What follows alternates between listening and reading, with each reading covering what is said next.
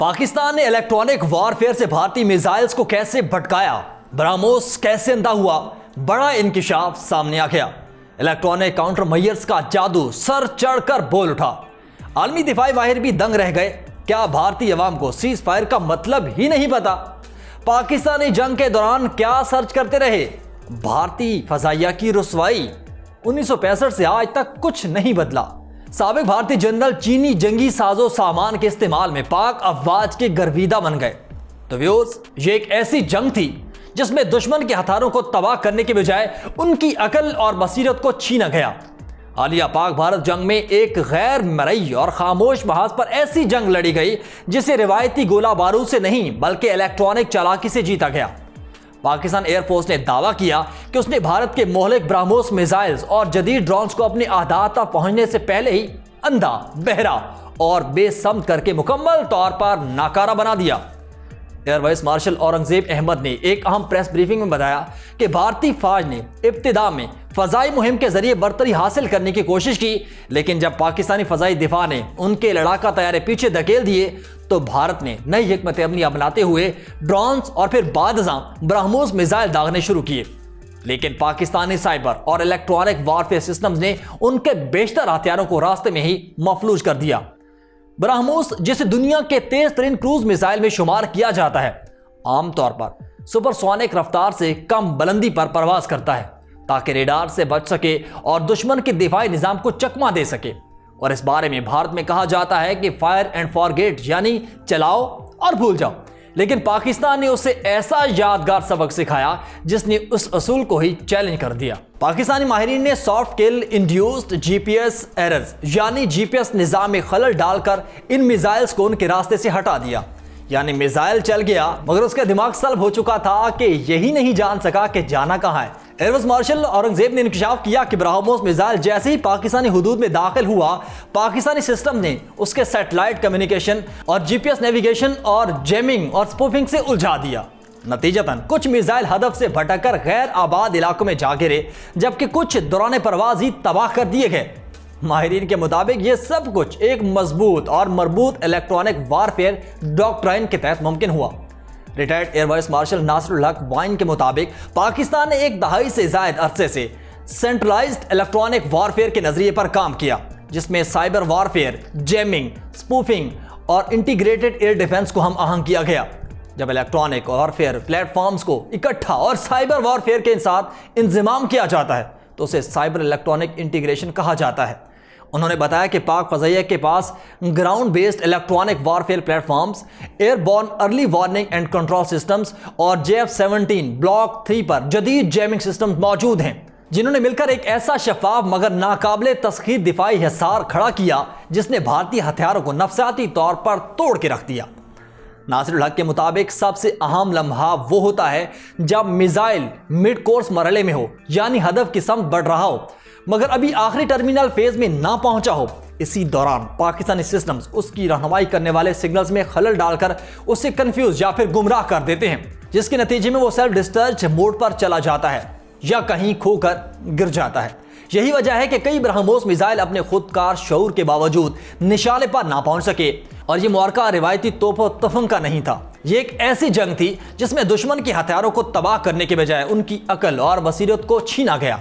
پاکستان نے دنیا کو یہ دکھایا کہ جدید جنگی میدان صرف راکٹ لانچر اور میزائل لانچر کا نام نہیں بلکہ سائبر سپیس، جی پی ایس، الیکٹرانکس اور اسپیکٹرم کا ایسا مجموعہ ہے جہاں ذہانت سب سے بڑا ہتھیار ہے۔ پاکستانی فضائیہ نے دشمن کے جدید ترین ہتھیاروں کو ان کے ہی نظام کے اندر الجھا کر راستے سے ہٹا دیا، جیسے کسی دشمن کو اندھیری سرنگ میں دھکیل دیا جائے جہاں وہ نہ خود کو پہچان سکے اور نہ اپنے ہدف کو۔ اس سافٹ کل فتح نے صاف بتا دیا کہ پاکستانی دفاع صرف فولادی نہیں بلکہ ذہانت کے دھارے میں لیس ہے۔ ویورز، پاکستان اور بھارت کے درمیان حالیہ تصادم کے دوران بھارت میں گوگل پر لفظ جنگ بندی یعنی سیز فائر کے معنی تلاش کرنے والوں کی تعداد 7 مئی سے 12 مئی 2025 تک 1 کروڑ سے زیادہ پائی گئی۔ حالانکہ جنگ بندی جیسا لفظ اکثر خبروں اور بیانات میں استعمال ہوتا ہے، یہ واضح نہیں کہ بھارتی عوام سیز فائر کو کیوں تلاش کر رہے تھے۔ شاید انہیں یقین نہیں آ رہا تھا کہ مودی جیسا سورما چند گھنٹے میں ہی پاکستان کے سامنے ہتھیار ڈال دے گا اور جنگ بندی پر مجبور ہو جائے گا۔ गूगल डेटा के मुताबिक भारतीय अवाम जंग के दौरान खबरों में अल्फाज सुन के उनके मतलब ही ढूंढते रह गए। भारत में ऑपरेशन सिंदूर को 5 लाख बार तलाश किया गया, जबकि मॉक ड्रिल जैसे अल्फाज की तलाश भी 1 लाख बार से ज्यादा तलाश की गई। इसके बरक्स IMF, DGMOs और S-400 जैसे अहम अस्करी सिफारती इस्लाहात की तलाश इंतहाई कम रही। भारत में सबसे ज्यादा सर्च करने वाले इस्लाहात की तादाद के अदद-ओ-शुमार कुछ इस तरह रहे।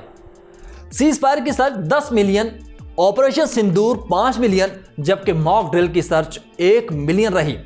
तो दूसरी जानिब पाकिस्तानी सारिफीन की गूगल सर्चेस कुछ ऐसी थी, अगरचे तादाद में कम थी मगर मखसूस नौयत की थी। पाकिस्तानियों की जानिब से राफेल जेट और औरंगजेब अहमद PAF जैसे मौजूआत को 2-2 लाख बार तलाश किया गया, और इसके अलावा JF-17 थंडर और DGISPR जैसे अल्फाज भी पाकिस्तानी आवाम की तवज्जो में रहे, जो कौमी दिफा से मुतल्लिक शऊर की अक्कासी करते हैं। इसके अलावा पाकिस्तान ने दसॉल्ट एविएशन शेयर प्राइस और शिवांगी सिंह को भी सर्च किया। गूगल डेटा के मुताबिक पाकिस्तान में ज्यादा सर्च की जाने वाली इस्लाहात के अदद-ओ-शुमार कुछ इस तरह रहे। व्यूअर्स, ये अदद-ओ-शुमार एक वाज़े फर्क को नुमाया करते हैं कि जहां पाकिस्तान में अवामी तवज्जो मुल्क की दिफाई तरक्की और इदारों पर मरकूज है, वहीं भारत में करोड़ों अफराद अभी तक जंग बंदी जैसे बुनियादी अल्फाज के मफहूम से ना आशना है।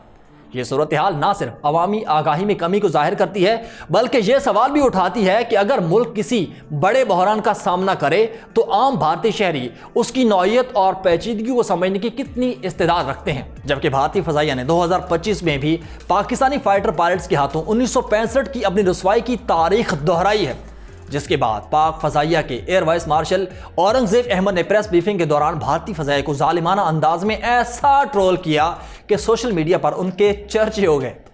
एयर वाइस मार्शल औरंगजेब ने राफेल को मादूम शुदा डायनासोर से तशबीह दी, क्योंकि उसका कॉल साइन गॉडजिला था, और कहा कि गॉडजिला की तरह भारतीय राफेल भी अब मादूम हो चुका है।